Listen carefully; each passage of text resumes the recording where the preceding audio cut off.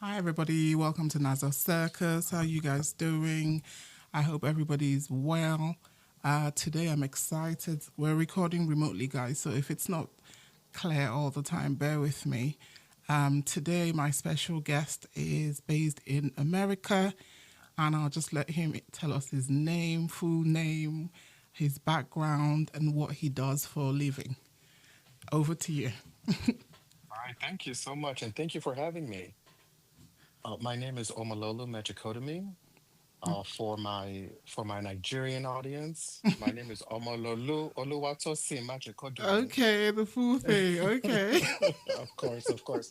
You have to code switch when you're in America. Absolutely. To make it a bit more palatable. Mm, But mm, but okay. I love my name. I think it's so sweet. Mm. Um, What does Omololu mean? from what I understand, Mm. when I asked my mom, she says it means child of great prestige. Oh, wow. Mm. hmm Okay. but Okay.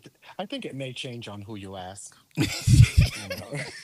But that's what I've been told, and that's what I take. Yes, I love it. Okay, so hmm you're based, so obviously you're of Nigerian background, you're now based in America. So I'm Yes, going to ask you a few questions. Were you born and raised in, were you born in Nigeria? I was born in Lagos at Okay. Island Maternity Hospital. Okay. Okay. And then, so did you go to school in Nigeria? Did you, when did I you did move to not. America? Okay. Okay. I moved at about the age between 5 and 6. Okay. Okay. So I don't remember much of the preschool, or I don't know what the version of school Mm-hmm. would be, Mm-hmm. kindergarten for me.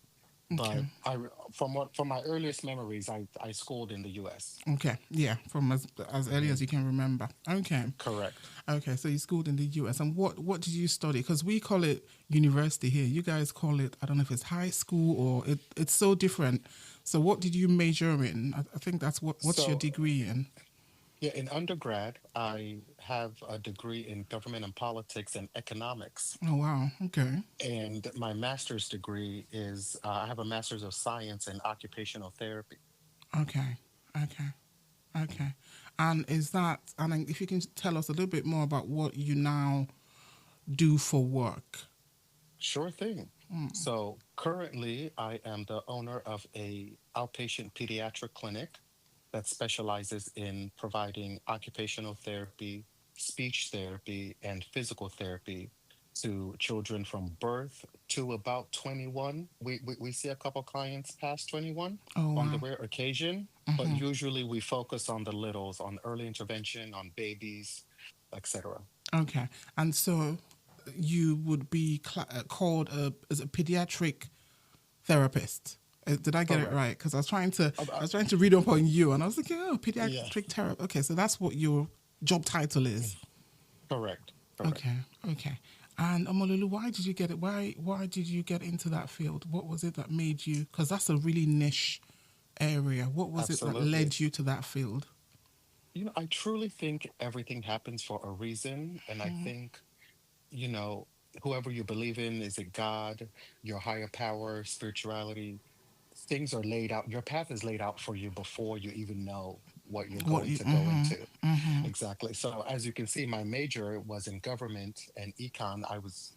In my mind, I was going to be an attorney or a lawyer, Nothing to do with or work in therapy or government. Nothing children. to do with therapy, Mm-hmm. exactly. Mm-hmm. However, the first job my mother allowed me to get, Mm-hmm. she was very strict, and she said we cannot work. We're here just to go to school. But she finally let me get a job at the local recreation center in my neighborhood. And that job, my first job, I think they called it an inclusion counselor, but I was paired with a child on the autism spectrum, and my job was to help that child play with other kids and be included in the program and after school activities. And Oh I my think god. that's what started Mm. my interest in this field. Oh my god. Who knew? Who knew? Who knew? Exactly. Oh my god. Okay, so Exactly. that was like your first involvement with children with additional needs, Correct. and you Correct. think that okay, and then so how did you end up in this? How did you then? take it from there and then to end up to So, here? so when I was working in that job, the parent of the child I was paired with really took a liking to me, and she asked me if I would want to be his his uh his one-to-one support outside of that program. And I was in college at the time, and it was additional money for the summer. She was she was paying me, you know. And as a hustler, I was like, yes, of Why course I'll not? do it. Uh-huh. Why not? The So Niger in you, right? exactly. So I took him to all his therapies, and we drove all over the city. I live in Washington, D.C. It's right next to Maryland and Virginia. But it's a densely populated area. There's a lot of traffic. So I would have to go from Virginia to Maryland on one day, on another day, go to DC for his speech therapy, go to Maryland for his physical therapy. Everything was so disjointed. And I remember all his therapists, because I was the caregiver. So at the end of the session, they would tell me, oh, you should work on this with him. You should work on this with him. And I did all the things that they suggested. Why? And at the end of the summer, he got in the car, and he put on his seatbelt by himself. And I always ask him, usually I do everything for him. And I asked him, what did you have for lunch today? Just having conversation. And at the time, he was nonverbal that entire summer. And this one particular day, I was looking in the rearview mirror, and he said, I had fish sticks and crackers. Oh my And God. that was the first time I've heard his voice Oh other my than God. vocalizations or yelling. And I remember this day like it was yesterday, because I was driving on 495. I almost pulled over because I Oh was my like, God. you can talk, Oh you can my talk, God. I would and cry. I would just break down yeah, and yeah, cry. Oh yeah. wow. And so from then on, I said, okay, I think there's something here, and there's something that I can see myself doing this. And also, when I looked at the therapist, they were having fun, you With know with they what they were doing. with what they were doing. I thought to myself, do I really want to sit in an office and read briefs and write whatever attorneys write? you know And I so wasn't sure. how old were you then? Would you say like you'll be late teens, right? Oh, I was 17 years old. I started college a Wow. little early. I was 17. So as early as 17, you were thinking, I'm enjoying this. I mean, you started it as trying to just get extra money, but then you realized Exactly. that there was some kind of calling. Exactly. Okay, wow. And then so what did you then do from that realization? What was the next step? So from then on, I still continued my major, because I didn't, you just listen to your parents. My Your mom said I'm momsy going to school. would not Yeah, even hear anything. exactly. Exactly. But in the last, I want to say maybe the second to last semester, the last semester, I made a decision. Okay, mom, I don't want to be a lawyer. I want to be a therapist. So I needed to take all the prerequisites and everything needed to get into to apply for OT program. So I doubled up on classes, and I did what I needed to do. So because after college, it's a master's program. That's the rule in the household. So I made sure I got into made sure I got into a program. You did what you needed to do. Yeah, exactly. For her to continue paying for For school. school. Yes, I Yeah. did what I did So what I needed to do. how did your mom take it when you told her? Because She, I'm you know, guessing at that, as far back as whenever that was, it wouldn't mhm. have been like like a common, like something that our parents knew a lot about. Maybe I don't know. I would say my mom knew. My mom was a registered nurse. Okay, so she would know. So yes, so she worked in the NICU, and Okay, she worked in dialysis. So she she saw knew. occupational therapists from the adult perspective,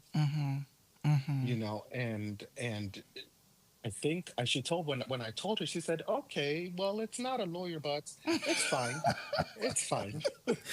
I'm laughing because I am a lawyer, and my own story of Yeah, how I became a lawyer is because I yeah, didn't want to become a doctor, and being a right, lawyer was like the right. next best thing Then next, that exactly, would make them exactly. still pay my fee. So I'm just laughing because I Hmm. totally get it. Okay, so you told Hmm. Momsy, and she was like, okay, that's fine. So then you Hmm. went and then continued So I furthered your then studies. applied. Yes. Okay. Correct, correct. Okay. Okay. I will say there was some experiences that happened while I was in Nigeria that solidified my decision.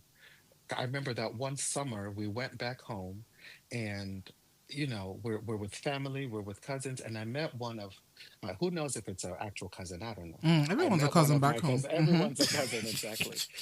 I met one of my cousins, and he happened to be on the spectrum, but he was a young adult. I'll say he was maybe in his 20s, and I just saw, I mean, I think the family was very loving, and they provided for him in the best way they knew how at the time, but he was a bit sequestered.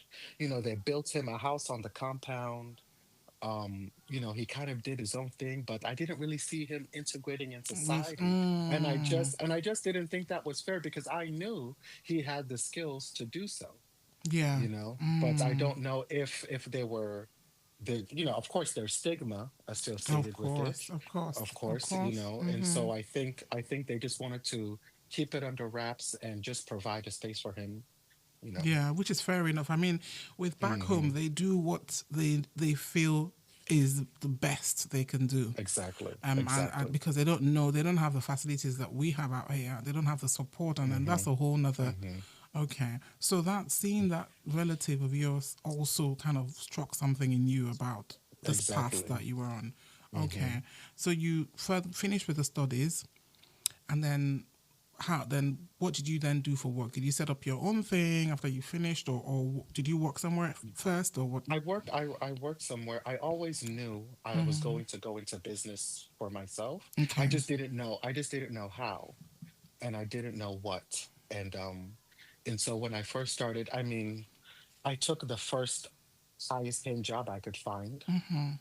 Um, and so I started my career in assisted living, and okay, in nursing home facilities. okay. Um, I actually started working at a place my mom worked for about 20 years. So it was just very interesting. All the nurses was like, "Oh, you're Sherry's boy. Sherry was the manager here. How was she? So it was a nice Oh, soft well, landing into yeah. the professional setting. Um, and then after some time, I'd say after about a year and a half, I just felt as though the setting wasn't right for me. So you were working And with older people then, right? I was working with Okay, older people, really okay. end of life Yes, okay. care. Mm-hmm. Okay. And it wasn't for me. I didn't wake up in the morning wanting to go to Bouncing. work. Exactly, exactly. At Okay. the end of the day, work is work. Of course, It's of you know course. it's not fun, but I decided to get a part-time job working with kids like I used to do, as a therapist, and I really fell in love with it. Wow. I really fell in love with it, and I want to say, after 4 years of working in a nursing home, doing part-time in pediatric setting, I decided to incorporate a business, and the name of the business came to me in a dream. And I Okay. remember there was one night I was just tossing and turning, and I couldn't sleep, and I just remember this elephant's going up this very steep hill, and something just hit me. It was like, this elephant is going to triumph, over. And so the name of the business, Triumph, was born. And I called my mom at like 3 a.m. I was like, "Mommy, I couldn't sleep. I saw this elephant. It said Triumph. I don't know what it means, but I'm gonna start a business." And she said, "Okay, my dear, I'm going to bed." Typical Niger Of mom course, of situation. course, Okay, I've of heard course. you. Yeah, Can we now sleep? We yeah, can talk yeah, about it. exactly. Okay, so the name You know. Triumph. So I've done a little bit Hmm. of my research. So Triumph Therapeutics, I think it's called. Yes, Okay, so correct. yeah, so when was that create? When was that birthed? What That year? was birthed in 2016. Okay, okay. 2016. And really, it takes a village, and I am someone, I don't believe in gatekeeping. I don't believe in keeping secrets. If I'm excited about something, I can't Everybody will help but hear it. shout. Everybody will hear I it. love it. That's like me. Yeah, yeah. And so in the process of telling everybody, one of my friends in the network said, "Oh, I help people start businesses, and I've helped other Nigerians do things like transportation business, or what is it, like medical transportation, where they transfer people from hospital, from doctor's appointments. And then he also did group homes. Okay. So I said, okay, I think I paid him, I don't know, maybe $3,000 at the time, which was a lot of money for me. But I believed in what I was doing, and he helped me get a contract with the federal government. Oh wow.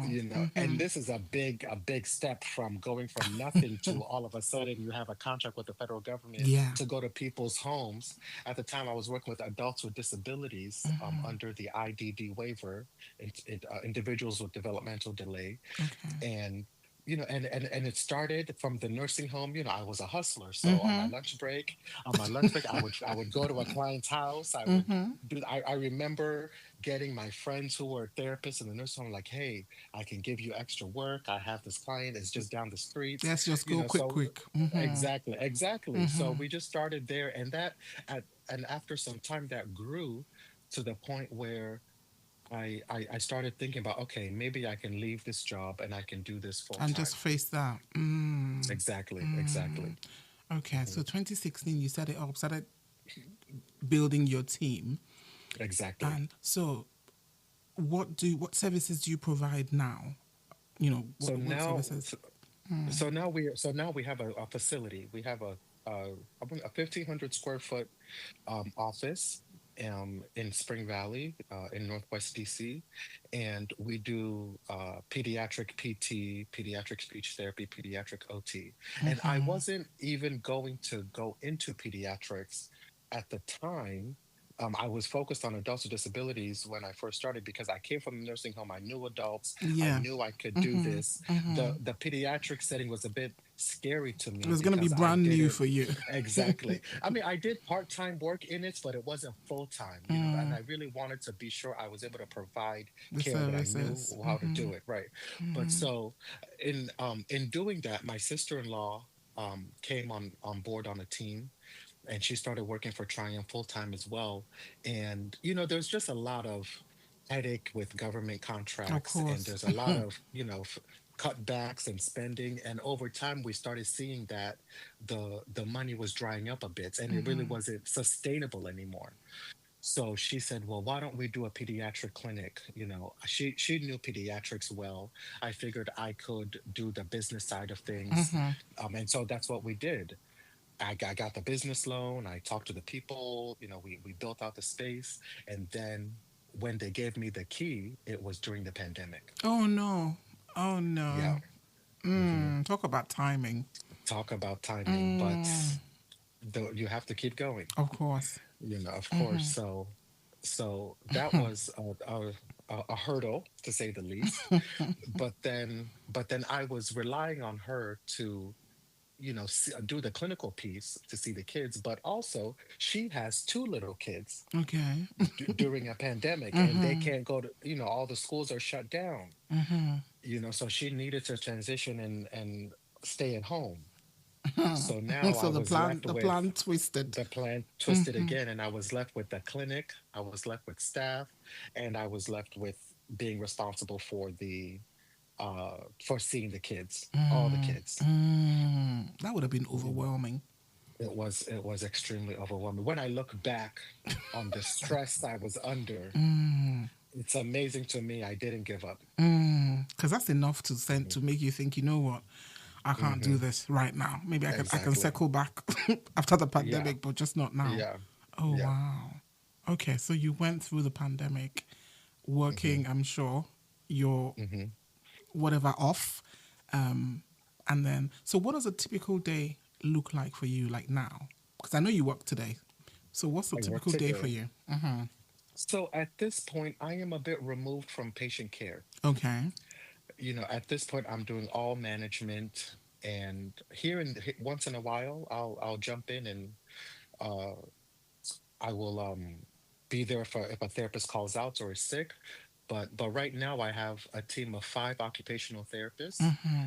I have 2 physical therapists and 3 speech therapists. full time. Mm-hmm. And then on the weekends, we have part-time therapists who work somewhere else full time but want extra work. Mm-hmm. So Mm-hmm. Saturday, so I'm doing a lot of administrative things, making sure benefits are done, making sure our policies and procedures are in place. Mm-hmm. I mean, Compliance, it all those takes a sorts of lot. things. Exactly, Mm-hmm. exactly. It's yeah, yeah. There's a lot of paperwork to hmm be done. There's a lot of paperwork, and then working with insurance. We're one of the few clinics in where the neighborhood we're in that actually are in network with insurances. Okay. So that's a headache too, To, because they find a way to not pay to if not they pay. can. Exactly, To not pay. exactly. Oh wow, that's a lot of work. hmm So like in your experience, like especially when you were doing direct hmm care, what what was the common, or what were the few common developmental challenges you saw in, I want to tailor it down to black children because my podcast, I hmm mean, I talk about everybody, but it's narrowed down to black Of people. What course, were the of course. common challenges that you saw in, or behavior, I don't know what the word is for, you saw in Yeah, yeah. children? No, I think you hit it on the head, was behavior. And I think I took it personally when working with young black children, especially black boys, because they're so, especially at the age of like 4, 5, 6, what I saw was teachers and the school system was so quick to label them as, poor behavior, maladaptive behavior, non-compliance. This child cannot Defiant. be defiant, exactly, defiant. But really, there's some foundational issues that it's not the child's fault. The child may be on the autism spectrum. The child may have uh, sensory processing deficits. The child may have the precursor for ADHD, but they're not old enough to get the test yet to have a formal diagnosis, to get the support. So the parents would come to me and say, "Oh, his school is thinking about not letting him back because Excluding he, him. Oh my God. exactly." So those were the big things, that I saw there, and that's what I kind of like working. I love working with and treating those things. And did you think that, were the parents very accepting of, so would you diagnose the children? Is that part of what you do? I did not diagnose the children. I would refer them to a neurodevelopmental psychologist or a pediatrician, because the testing is a bit more in depth Yeah, than what you than what I provide. do. Okay. But at the end of the day, I tell parents it really doesn't matter what the diagnosis is. The day to day is still the day to day, and I'm the one here to help you with that. You know. And the reason why I asked that was because I know that our people, we, just like what you were saying, I mean, some of the parents, when the school is threatening to exclude, that's a different thing. But even just Yeah. within friends or family, you can see children that, obviously, I'm not a medical person, I don't know, but you can see children and they're behaving in a type of way, but the parents hmm just rule it down to, this child is being naughty, or this child is throwing a tantrum, hmm or you know what I mean? hmm But it could be a lot deeper. And that's Yes. why I like what you do, because you're helping parents navigate, I guess, how to, care for these children that have these hmm needs. Okay. hmm So, my next question is, I know that you were thinking about Nigeria at some point, trying to set something up or something like hmm that. A little birdie told me. hmm Can we talk about that? Is that still something that's on your mind?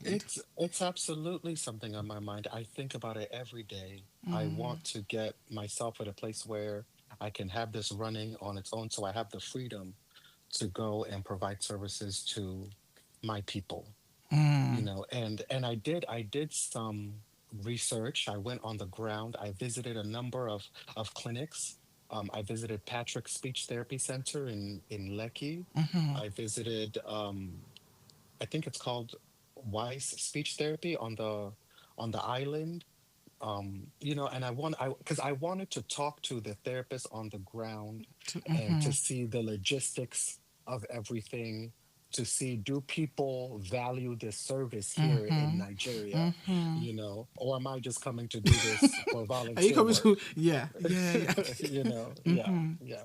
And I learned that the culture is changing, the stigma is changing, and the clinic I went to, Patrick Speech Therapy in Lekki, what was it? No, it wasn't in Lekki. It was in on the mainland. I want to say, oh God, Ikeja, Okay. Ikeja, sorry. And it was just like my clinic. Really? The kids came in, they had their iPad, they had AAC device, the parents waited in the Are you lobby, the therapist serious? yeah, it was wonderful. It was a wonderful experience Oh my God, that to makes me so see. happy. Hmm. Hmm. Mm. Yeah. So there is a need, there is room, and just I'm just the one, I just have to be ready to be on site. Hmm. That's the It issue. makes me so happy just hearing that because I thought you were going to say to me, we're still a long way to go back home. We still have a long way to go back home. People are not There's understanding what you're saying. no, in some ways there is a long ways. I don't think I think when I talk to the therapist and the training they receive in pediatrics from a didactic level from their schooling is not where I would like it to be. But I can provide teaching. I can fill in those gaps where needed. There was also a couple things I saw, like, research shows that if a child is having a behavior, you cannot meet the child's behavior as an adult. Even as a parent, you can't raise your voice, and you can't say, sit down, stop yelling, and unfortunately I saw some of that. However, it can be taught. We can use the most recent evidence-based practice to work with children, and really the co-regulation and being calm as the adult figure, as the parent, as the therapist, is going to yield the best results in the child. It's interesting that you say this because I just made a post, I think it was 2 days ago, in this group that Hmm. I'm in here in the UK. And so I'm a family lawyer, and so many Hmm. children are being taken into foster care here. Mm. And that's because we have this influx of, Jackpa, people from Nigeria, Yes, of course, of and course. they come, they're stressed, obviously trying to settle into a new environment. The children are, in their words, misbehaving, Hmm. in their words, Hmm. misbehaving, or like Hmm. crying nonstop, or refusing to listen to them. Of course, the first thing we do, or they tend to do, is to smack and shout and whatever. Hmm. Of course, somebody tells social services intervenes, and the children are removed into foster care.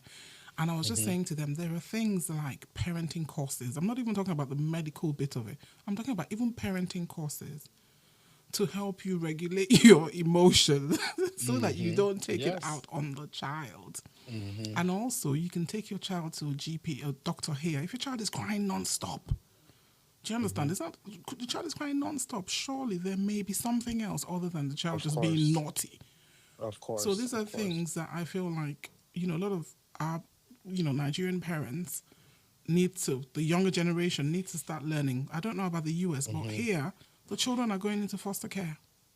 And then, as you know, when the case is in court, children see a psychologist, then psychologist, of course, finds out that there's something. It's just like Hmm. these things could be avoided. Yes. What Yes. so? What would I have a question for you? What advice would you give to a black parent who may be unsure about seeking therapy for their child? What would be your not somebody that comes into your practice. If you met somebody and they were Hmm. saying, "I have a child, I don't know what's going on," what would you say? What would you suggest No, if you? I would tell them the experts they should go talk to, Mm-hmm. and encourage them. It doesn't hurt to talk to people and to schedule an appointment and to provide the best care. I don't know what's going on. I don't know what's in the water. I don't know Mm, what's happening with our diets and the food that absolutely. children are having, but more and more children are on the spectrum. Of They're having course. sensitivities, they're having sensory sensitivities. Have you ever seen kids with headphones in the mall, or they're Yes. covering their ears, Yes. Yeah. and some, and I think the diagnostics and is just getting better at diagnosing these things, because it's a spectrum. It Some is. people are level 1, some people are level 2. But if you haven't had someone tell you, and then once you have the initial visit with, let's say, a pediatrician, then they can say, okay, I think we should recommend speech therapy or occupational therapy because or applied behavior analysis if you find a good one to really help with these things. But if you don't even if you don't even open yourself up to the thoughts of that, you're just going to be going in circles. Absolutely. I think, and that's it's so important that you said this because so my nephew, my nephew Hmm. Obum's son Chirolo, who happens to be Hmm. my godson, is on the Hmm. spectrum, and Hmm. what I liked about them was how attentive they were to Hmm. signs. And Hmm. I think that's, not just counting something that offers, oh, no, it just misbehaving or it's just being. Hmm. No, go and speak to somebody first. It could be nothing. Exactly. It could be nothing, but you Hmm. don't lose anything. Exactly. Yeah. Exactly. Okay. So your advice would be to obviously speak to, professional, a doctor, a Hmm. psychologist to see if there's anything. And then Hmm. they can then be signposted, I guess, to the correct Hmm. service to deal with whatever's going on. And also, I would encourage parents to look up the developmental milestones of a child and see if their child is behind on what should a typical 2-year-old that's typically that developing, what should they be doing. A 2-year-old should have a certain number of words. They should have intelligible language. They should be able to make wants and needs known. If your 2-year-old is holding your hand and leading you to the fridge to get them a snack, Yes. there's something wrong there. They should be able to say the snack they want you know That's a good one.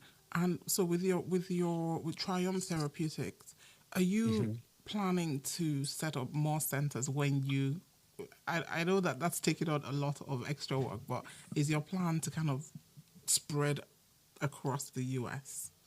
That is, I mean, I'm going to go where, God takes me. Yes. And, their clients come from far and wide to Really? Triumph. And we have clients who drive an hour, without traffic, just come to Triumph, and they're begging me, can you please do this in Southern Maryland? Can you please do this near Baltimore?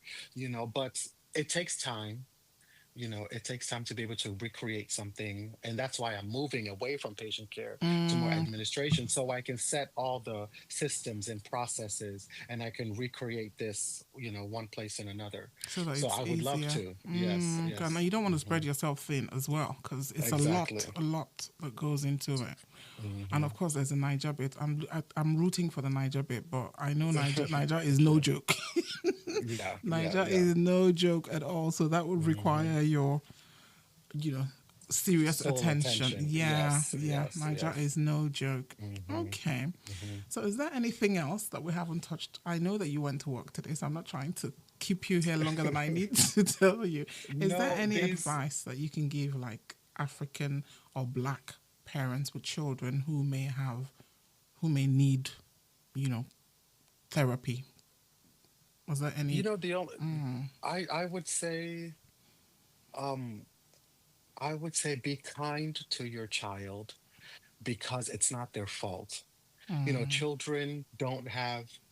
Children aren't innately bad. They're not innately trying to Be difficult. be difficult, but there might be something. For example, with sensory sensitivities, they might the sun might be too bright and it's just too much for them to handle, and then they're frustrated, but then you want them to play outside and they're just like, I want to go home, but they don't know how to tell you they want to go home. But it's, it may be hurting their eyes, you know what I mean? Just I guess the advice I would give is to, especially if your child is not typically functioning, just understand it's not their fault, and it's your job as a parent to provide the supports because the child cannot advocate for themselves. That's such a good way to even end this. It's not be kind and just remember it's not their fault. I think that Hmm. that's really very helpful for parents going through those sorts with children with those sorts of issues to bear in mind, because I know it can be overwhelming and then you're Of taking it out course. on the child, but it's not the child's fault. Mm-mm. Thank you. And That it's is not your fault as a parent either. either true. You didn't do anything wrong. You didn't, things just happen, you know, Life happens. life happens. Listen, you're doing amazing, amazing work. And I just thought I would talk to you and appreciate you and just find out a little bit more about what you do. My brother said, "Hey, you have to talk to Omololu." I'm like, "Okay, I will. Just give me time to set it up." Of So course, I'm of course. glad we've had this conversation, and I will be listening out for the Niger bit, even if it's in 5 years' time. We're having another conversation when you set Oh, up something in Niger. I'm talking to your brother. He's gonna help me set it up. When I go, Yes, he's gonna get me a driver. yes, He's gonna get me a lawyer. Yeah, yes. I've already established He has a business connections. He has I've established a connections. business in Nigeria already on Okay. paper. Okay. So it's just a matter of time. It's going to happen. It God's will. name, It God will. willing. It Yeah. will. I Hmm. see it. I see it. Hmm. Okay, thank Thank you you. so, so, so much. I'm just going to round up Yeah. now. So, guys, I hope you guys have listened in, and I hope this has been helpful to anyone who's, who's going through this, or whose sibling or family member is going through this. Listen, if you need any links to Omololu, please send me a message or put a comment, and I'll link you up. I think that's it, guys. Until next time, I'm sending you off for peace, love, take care, and catch up soon.